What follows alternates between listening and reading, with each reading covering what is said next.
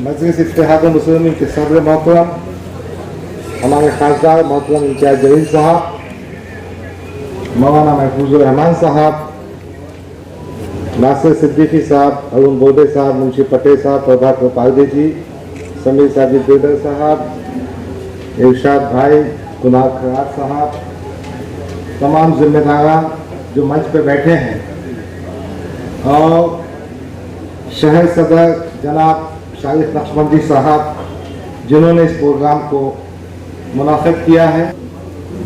क्या आप चाहते हैं मैं दिल से बात करूं, क्या फिर फेकम फाक धुआंधार भाषण करूं? क्या मैं ये कहूं कि तुम भी अच्छे, मैं भी अच्छे, सभी अच्छे, और ये कहूं कि स्टेज से एक बात और अमल से दूसरी बात? अजीज़ान गिरामी, मैं आज दिल से बात करना चाहता हूं और साफ दिल से बात करना चाहता हूं।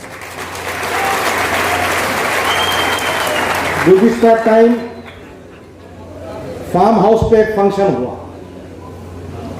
शारिफ नक्शबंदी साहब ने हमसे 15 कारपोरेटर्स को इनाम देने का, अवार्ड देने का काम किया। मेरा मानना यह है, मजलिस की ताकत ये नौजवान है। मुझ जैसा नेता आएगा और जाएगा, आमदार आएगा जाएगा, खासदार आएगा जाएगा, मजलिस की क़ियादत टिकेगी बैरिस्टर असदुल अवैसी के खानों पर। हमने इस बात पे ज्यादा तवज्जो नहीं की कि संगठन को मजबूत किया जाए। कारपोरेटर तो हमारा चेहरा है। मैं ये बात क्यों कह रहा हूं? मेरे सामने कहा गया कि फलाने कारपोरेटर ने अपने वार्ड में 17 कोटी का काम किया। मैं बहुत खुश हुआ।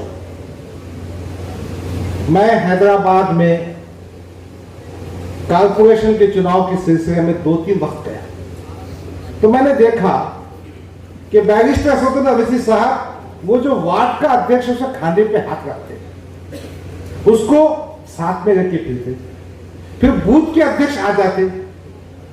मेरे समझ में नहीं आया। मैंने बिठा के पूछा, ये बूथ का जो अध्यक्ष है, ये जो वार्ड का अध्यक्ष है, इतनी ताकत से क्यों काम करता है? तो बाद में मालूम हुआ कि वार्ड में जो कुछ भी काम होता है उसका कुछ भी कुछ मनफियत, उसका कुछ फायदा वो बूथ के अध्यक्ष को, वार्ड के अध्यक्ष को पहुंचता है। आप मैं तारीखी बुनियाद पर, इस्लामी बुनियाद पर कर रहा हूं। फतेह मक्का के बाद मेरे आका ने ताइफ की वादियों को फतह किया, खातिमुन नबीन ने फतह किया, और बहुत सारा माल गनीमत जमा हुआ।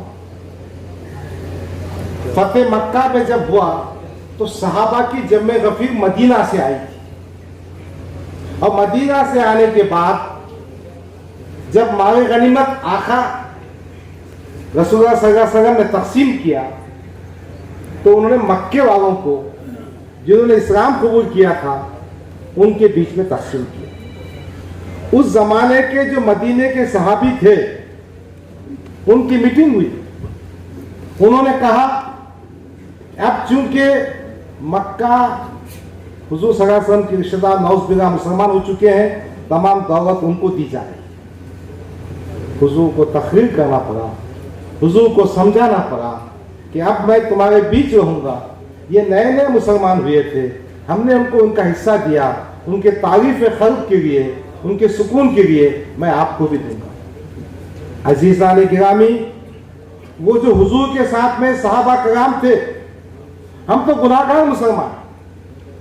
दुनिया में मसाइल वही पैदा होते हैं जब वसाइल की तकसीम का मसला आता है। मेरी अदबाना गुजारिश है, अगर मैं मेरे वार्ड में 25 लाख का काम कर रहा हूं, तो कहीं ना कहीं उस गरीब बच्चे को मैं मदद करूं, उठाऊं, जिसने अपनी मेहनत से, कोशिश से मजलिस को मजबूत किया। अगर हम ऐसा करेंगे तो एक टीम बनेगी। मैं हमेशा कहना चाहता हूं कि आपने मजलिस को क्या दिया और मजलिस ने आपको क्या दिया, इसका भी हिसाब किताब होना चाहिए। विकास रेट के बहुत अच्छा, मैं सर पे बिठा के फिरूं, कोई मतलब नहीं। गंगाधर ढगे बहुत अच्छा, नहीं। आपने मजलिस को क्या दिया? इन गरीब कार्यकर्ताओं को कम से कम फूल की पंखुड़ी तो भी दी क्या? अगर गफ्फार कादरी 80,000 वोट कर इनकी कोशिश चुन के आया और दवाखाने में खड़े भी नहीं कर रहा, बाजू बिठागा भी नहीं, चाय को भी नहीं पूछ रहा, तो ये अच्छी बात नहीं। और कोई भी शख्सियत बशमूल डॉक्टर गफ्फार कादरी के, कौन परेशान होगा भाई? बशमूल डॉक्टर गफ्फार कादरी के, इम्तियाज जलील के, हम सब बैरिस्टर असदुद्दीन अवैसी हमारे खाए। मैं एक बात कहना चाहता हूं, इम्तियाज जलील साहब, आपसे भी गुजारिश है कि इस सिलसिले में वर्कआउट कीजिए। क्या हम हमारे कारपोरेटर्स, अवामी नुमाइंदों के जरिए क्या हमारे कार्यकर्ताओं को मदद कर सकते, क्या उनको खड़े कर सकते? भाई आप वक्फ बोर्ड के मेंबर हैं, वक्फ बोर्ड के जमीनों के केसेस चल रहे हैं, कुछ ऐसा इंतजाम भी कीजिए कि बेरोजगार नौजवान, कुछ हेल्थ सेक्टर में काम करने वाले, किसकी दुकान हो जाए, किसका कुछ हो जाए। क्यों? तो मैंने महसूस किया, मैंने वक्फ एक्ट की पूरी स्टडी की है। वक्फ की जमीनें 3 मकासद के लिए दी जाती हैं, एक कमर्शियल, एक एजुकेशनल, एक हेल्थ की बात होती है। तो यकीनन वक्फ बोर्ड की बात है। इम्तियाज जलील साहब से मेरी गुजारिश है, ये फैक्ट्रियां सब किस जमाने में आपके पास थी पोल्यूशन बोर्ड के तहत, आज आप जिले के हम खासदार हैं, हमारे कुछ बच्चों को फैक्ट्री में नौकरियों की कोशिश कीजिए। इम्तियाज जलील साहब, हमारी आपसे मांग है, आप हमारे कायद हैं, आप हमारे नेता हैं, हम आपसे हाथ पकड़ कर मांग करते हैं और इंशाअल्लाह मुझे उम्मीद है कायद मोहतरम इस बात पर गौर करेंगे। तो पहली बात, संगठन मजबूत मोहतरम पारदे साहब भाषण से नहीं होता, मोहतरम पारदे साहब किताबों से नहीं होता, संगठन अपने अमल से मजबूत होगा। अगर मैं हमारे हाजी साहब का विश्वास नहीं जीत सका और अपनी ही दुकान चलाते बैठा तो मैं संगठन मजबूत नहीं कर सकता, मैं अपनी तरह मुस्तहकम हो सकता। तो पहली संगठन के सिलसिले में कहना यह है। और दूसरी बात, अगर वार्ड का बूथ अध्यक्ष भी बना दे, अपन वार्ड अध्यक्ष भी बना दे, उसका क्या मुकाम है? वो बेचारे ने इलेक्शन में भागना, कारपोरेटर को चुन के लाना, और जब काम आएगा तो मेरा बेटा करेगा, मेरा बाप करेगा, मेरा भाई करेगा, वो कार्यकर्ता झकमाते करेगा।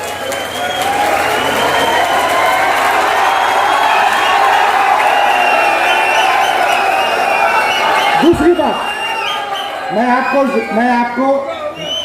नहीं देखो, मैं सुना था किससे, ऐसे मीठे बातें बहुत हो गए, सुन के देखो। अरुण बोगदे की मेरी कोई पहचान नहीं थी, अरुण बोगदे की मेरी कोई पहचान नहीं थी।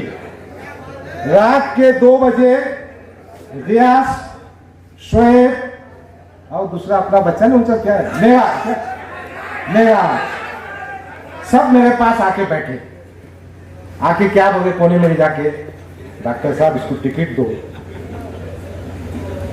ये अब टिकट दिए तो चुन के आएगा, हमारा ख्याल करेगा। उसी भावना के तहत मैंने टिकट की कोशिश भी की। इम्तियाज भाई याद है आपसे, तो अपनी नाइतफा की थी। तो मेरा मानना यह है कि कहीं ना कहीं हमारे पास है क्या, ना मंत्री है, पूरे महाराष्ट्र में 2 आमदार है, 1 खासदार है, कारपोरेशन में 7 मेयर बनेंगे, शारिक भाई की बात इंशाअल्लाह बनेंगे, मगर जो चीजें हैं उसमें अपने काम तो करना पड़ेगा ना। मेरी मुस्तकिल कोशिश यह है, जो मुस्तकिल गुजारिश, कि हमने हमारा जो वार्ड अध्यक्ष है वो ज्यादा अहमियत का हमें है कारपोरेटर के मुकाबले में। हमारा बूथ का अध्यक्ष ज्यादा अहम है कारपोरेटर के मुकाबले में। भाई आपको भी जिंदगी में कुछ मकसद है ना, आपको भी आगे जाना है ना, तो संगठन को मजबूत करने के लिए अब उन्हीं को हम टिकट देंगे जो हमारे वार्ड अध्यक्ष, बूथ अध्यक्ष और संगठन का काम करेगा। मैं किसी पे टीका नहीं करना चाहता। हमको बहुत चीजें बातें समझ में आई। हम भी जुम्मा 8 दिन से पॉलिटिक्स में थे, मगर जब चीज समझ में आएगी तो खुलकर बात करेंगे। कि तो मजलिस में हम मौजूद हैं एक अच्छे जज्बे के तहत। आपको ताज्जुब होगा हमारा कायद बैरिस्टर असदुद्दीन अवैसी कितनी मेहनत करता है। हम उस पर कुर्बान होना चाहिए। और किसके मेहनत करता है? देखो, ये संगठन थी, ये आपकी ताकत थी। जब औरंगाबाद में दंगा हुआ, हमारे साथी कैसा डट गए थे, कैसा डट गए थे। वो रात मुझे याद है, मुझे मेरे साथियों का नाम भी याद है। सामने बैठे, कितनी मैंने से ताकत की। अगर वही जज्बे को कायम रख के हम काम करेंगे ना तो कामयाबी हुई। फसाद के मौके पर यकीनन मेरे नौजवान बहादुर, अब उसमें नासिर भी है, उसमें अजीम भी है, उसमें फिरोज भी है, उसमें बाकी सब लोग मौजूद, अमजद चाचू मौजूद है, ये सब मौजूद थे। हम मुहावरा किए, हम डट के लिए। और हमको ये बात नहीं भूलना चाहिए कि मेरे कायद मोहतरम मुस्तकिल हमसे टच में थे। आपको ये सुनाता हूं, मैं जिस दिन दंगा फसाद हुआ था, मैं सुबह देर से 8 बजे सोया था और ये बोल के सोया था कि मुझे नहीं उठाना। 8:30 पौने 9 बजे के आसपास जिब्रान खादी मेरे पास फोन लेके आया। अब्बा जी असद भाई का फोन है, बात करो। मैं बात किया, हाँ डॉक्टर मैं जा रहा हूँ, तो he was going to some other out of country, मैं आपसे बात कर लेता हूँ और उसके बाद 4 घंटे लगेंगे, मेरी बात नहीं हो पाएगी। मुझसे पूछने का क्या प्रॉब्लम है, किसकी क्या मदद करना है, वो नुकसान फायदा छोड़ो, इंसानियत की बुनियाद पे सबकी मदद करो। तो मैंने कहा साहब हम कर रहे हैं, कुछ होशियारी की बात मत करो, कितने दुकान जगह क्या करें बताओ मुझे। मैंने कहा साहब कुछ पैसे भेजने की जरूरत नहीं, मैं सब करता हूँ। और आपको मैं यकीन से कहता हूँ, साहब ने तकरीबन 10 लाख रुपये भेजे। अब कैसा पैसे दिए मालूम? इतने साम पैसे नहीं ले गया था, डटा के वो काम आ गया, पैसे रहे। देखो, एक शख्स हमारा कायद इतनी हमसे मोहब्बत करता है, अगर हम उस कायद को बेचेंगे, हम उस कायद के नाम पे अपनी दुकान चलाएंगे, तो ये बहुत बड़ी नाइंसाफी है, बहुत बुरी बात। मैं दिल की गहराई से कहना चाहता हूं, इसलिए कहना चाहता हूं तो हमारी क़ियादत में भी दुरुस्ती होना चाहिए, इंक्लूडिंग माई सेल्फ। अंग्रेजी में इसमें से कोई जूलियस सीजर का नाम है, पढ़ा के नहीं मालूम नहीं मुझे। जूलियस सीजर शेक्सपियर का एक ड्रामा है। वो ड्रामा ऐसा है कि उसमें एक सेंटेंस है, सीजर होता है, seizures wife must be above any suspicion. यानी सीजर की बीवी पे किसी किस्म का शको शुबा नहीं होना चाहिए। वो रोम का गवर्नर था, भ्रष्टाचार के सिलसिले में कुछ आरोप उसकी बीवी पे हुए थे, उसने उसको डाइवोर्स दे दिया। ये जो कायदा है कि ये है कि हम जहां क़ियादत करते हैं तो हमारी शख्सियत शक्ल सुबह से 12 तक होना चाहिए। और ये बात मजलिस जैसी पाक और साफ पार्टी में ज्यादा अहमियत की हासिल है। अगर तुम भाषण तो जोरदार कर देंगे और पूरे धंधे ऐसे कर देंगे, भाई मैं किराटपुर में रहमानिया में एक होटल में जाता हूं, उसका सेठ आज भी मुझसे 20,000 रुपये मांगता, वो फलाने हमारे खाने के पैसे मेरे नाम पे नहीं है, दूसरे के नाम पे। कोई कैंप करके मंडप के पैसे दे रहे नहीं तुम, फुगे के पैसे दे रहे नहीं तुम, बाजे के पैसे दे रहे नहीं तुम, एक चना वगैरह के पैसे दे रहे नहीं तुम। कहीं को क़ियादत कर रहे जी तुम, कहीं को सियासत बने आए तुम आगे नहीं। हमको हमारी क़ियादत को ईमानदाराना अंदाज में काम करना चाहिए। मजलिस का एक जिम्मेदार रोल हैसियत कर सकता हूं। फेकम पाकर झूठे बातें करना बहुत अच्छा है, मैं मानता, मैं ऐसा हूं, मैं वैसा हूं। अब प्रोटोकॉल की बात जो भाई ने कहे ना, वह फिक्की बातें हैं, सब घुमाने की बातें हैं। मौलाना महफूज में बाजू बैठे, अपना जब 23 तारीख का प्रोग्राम डिक्लेयर हुआ ना, तो महफूज साहब मेरे घर पे आ गए, आके इधर उधर की बातें किए। मेरे समझ में नहीं आया महफूज साहब इतने मेहरबान क्यों हो गए। फिर मुझसे कहने लगे डॉक्टर साहब अब मुझे भाषण जब होगा तो आपने प्रोटोकॉल की बात करना। मेरे समझ में नहीं आया। मौलाना ने बोले मैं जनरल सेक्रेटरी, मेरी फोटो नहीं आती। और ठीक है मैं भाषण में क्या कहूँ आप मुझे कहिए।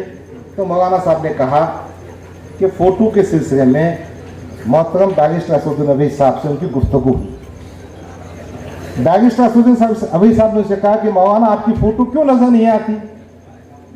तो बाद में बैरिस्टर साहब ने खुद कहा कि हो सकता है आपकी इस्लामी शख्सियत है, मुस्लिम पर्सनल आपके बोर्ड है, इसकी फोटो इस वास्ते नहीं आई तुम्हारी। और मौलाना साहब ने कहा कि मेरे पास उसकी कोई झिझक नहीं है, मैं फोटो के बारे में पीछे हटने वाला नहीं हूँ और मेरी फोटो आना चाहिए। उनकी बात से मैं इत्तेफाक करता हूँ। मैं मौलाना साहब क्या सुनाओ बात में। मौलाना साहब उनकी फोटो बैनर पे नहीं आई तो फिक्रमंद थे, अरे हमारी तो फोटो भाई बैनर से गायब भी हो गई। अच्छा उसके आगे हमको चुमते रहने के वास्ते वो बगैर बैनर जिसपे हमारी फोटो नहीं थी वो फोटो भी हमारे घर के सामने लगाएगा के क्या करेंगे तुम। इसलिए मैंने मौलाना साहब को बोला भाई मैं आपके प्रोटोकॉल की बात नहीं कर सकता, मैं खुद मजबूर हूं, आप बात कर लीजिए, कोई मसला नहीं। बहरहाल फोटो कोई मसला नहीं है, इससे आदमी की जहन की नुमाइंदगी होती है, आपके दिल में किसका कितना मुकाम है।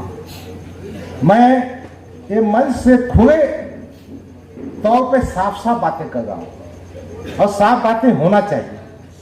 अगर मैं ये कहूं तुम भी जिंदाबाद, मैं भी जिंदाबाद, ये भी जिंदाबाद, वो भी जिंदाबाद, तो कुछ काम होने वाला नहीं। रही टिकटों की बात, मैंने वो वीडियो भी देखा कि पार्टी का जिम्मेदार आदमी बोला इंशाअल्लाह भावी नगर सेवक, जबकि असदुद्दीन अवैसी साहब का एक मैसेज आया था, मैं एमपी टीम पे नहीं हूं, कि कारपोरेशन का चुनाव हो या असेंबली का चुनाव हो, ये फैसला हम करेंगे।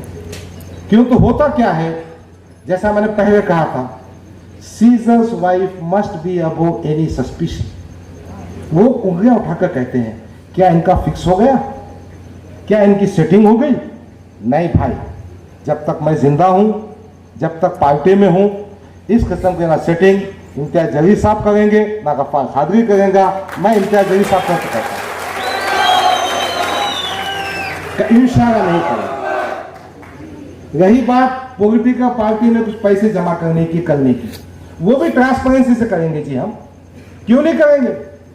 जब गुज़िश्ता टाइम हमने आपसे फॉर्म भर के दिया था तो 3,000 रुपये कैसा लिए थे, हमने डीडी से लिए थे। अब वो पैसे वापस मिलने वाले नहीं है, वो पैसे भी इंशाअल्लाह डीडी से लेंगे। और पार्टी कैसी मजबूत होती वो मजबूती दूर करेंगे।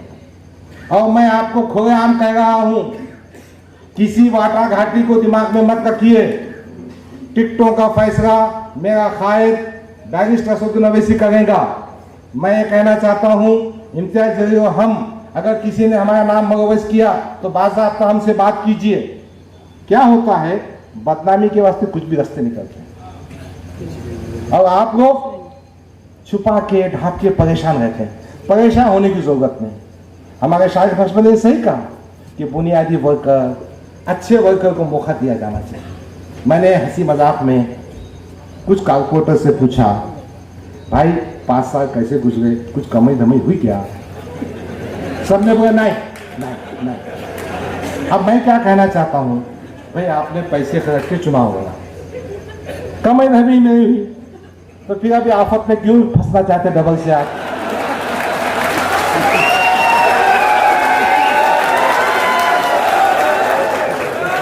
यकीनन हमारे तमाम कारपोरेटर्स ने ईमानदारी से काम किया, विकास के काम किए, घर के पैसे लगा के काम किए।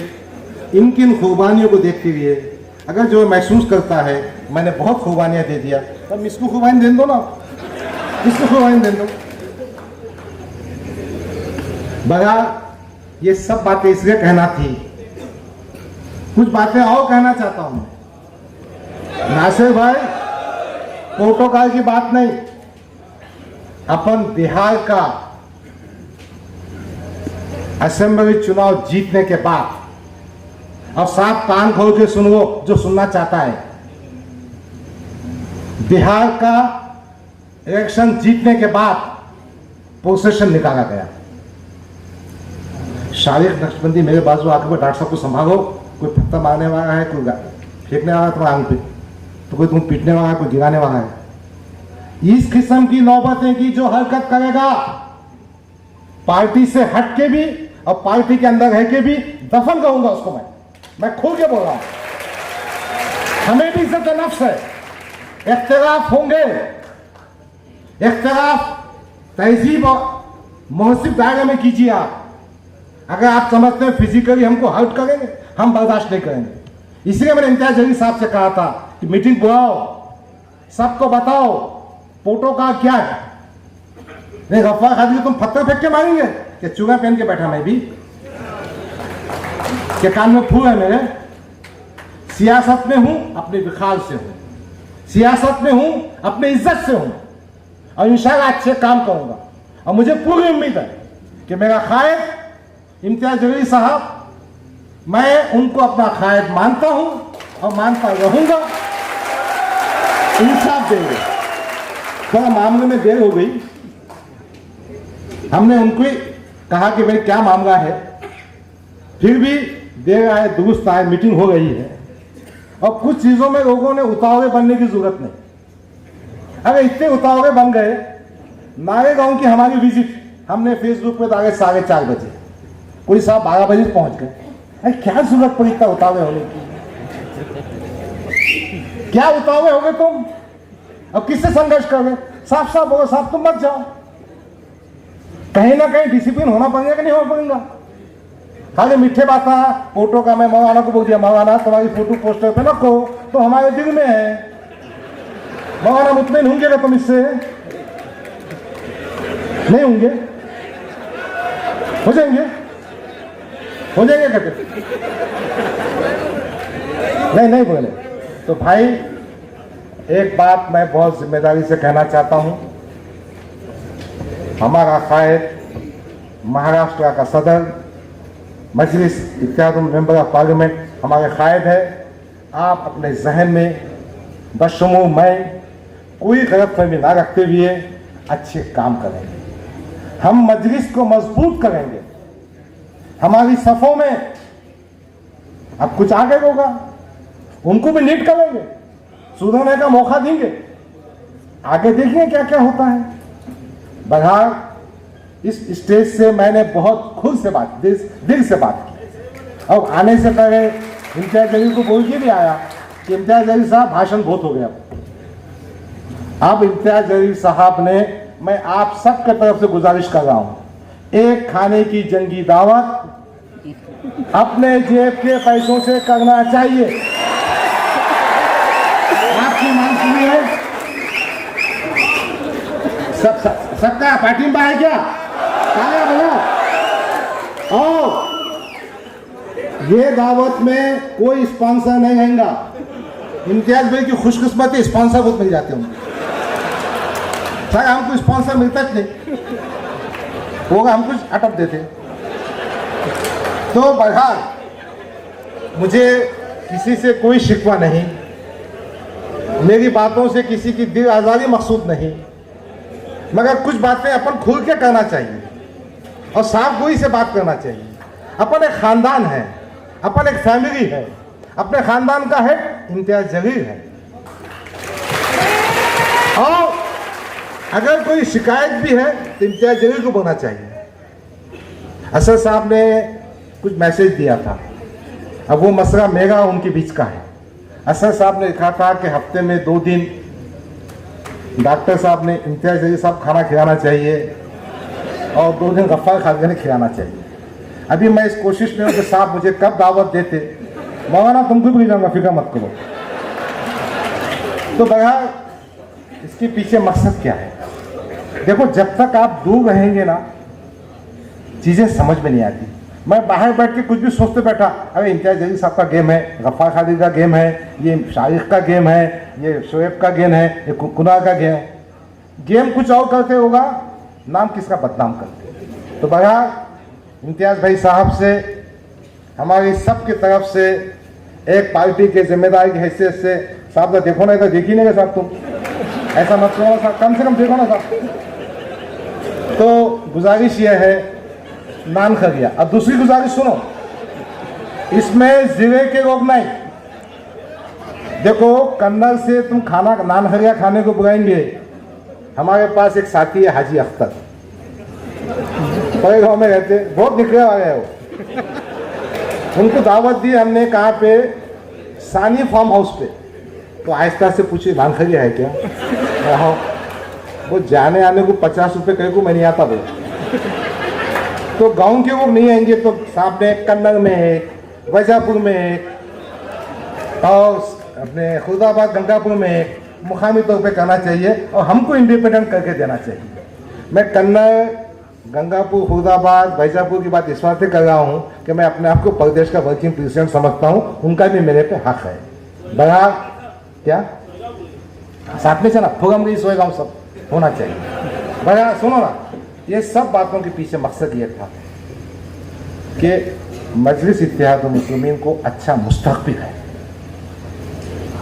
मजलिस इत्तेहाद मुस्लिमीन की जो प्रभाग सिस्टम आया ना, उससे पार्टी के नगर सेवकों की संख्या बढ़ सकती है। हम प्लानिंग से, सलीके से काम करेंगे, मिलजुल के काम करेंगे, एक दूसरे की टांग नहीं खींचेंगे और अपनी क़ियादत की सरपरस्ती में काम करेंगे, तो इंशाअल्लाह आइंदा के इंतखाबात जीतेंगे। एक छोटी सी बात मैं कहना चाहता हूँ, संगठन को भी 2 चीज़ों का ट्रीटमेंट होना चाहिए। हमारे पास साइकोलॉजी में एक प्रिंसिपल है, रिवॉर्ड एंड पनिशमेंट। कोई अच्छा काम किया तो पीठ थपकना चाहिए, किसने कुछ काम बता दिया तो उसको पीठ फटके देना चाहिए, तो कहीं ना कहीं अपनी संगठन में निखार होगा। दूसरी बात, हर इंतखाबात के बाद मैं समझता हूँ ये हमारी जिम्मेदारी थी, हमने क्या खोया क्या पाया वो बातें समझ में नहीं आई। असेंबली के चुनाव हो गए, अब उसके बाद भी हमको गिन कर चलना है, हमने उसका असेसमेंट करना चाहिए। गफ्फार खादरी पूर्व का इलेक्शन हार गया, मेरी किस्मत में हार थी, मैं हार गया, मगर मुझे सोचने का तो हक है कि कहाँ कहाँ मैं चुका, किस किस ने चुकाया। नासिर सिद्दीकी इलेक्शन हार गए, ठीक है, पार्टी ने कोशिश की, साहब ने कोशिश की, पार्टी के जिम्मेदारों ने कोशिश की, मगर इसका असेसमेंट तो होना चाहिए ना। अरुण बोर्ड इलेक्शन हार गया, क्यों? तो हम समझते हैं मजलिस इत्तेहाद मुस्लिमीन हमारे दिल की आवाज़ है, हमारी तहरीक है, हमारी जान है, हमारी मोमेंट है, हमारी क़ियादत, हमारी उमंगों का मरकज़ है।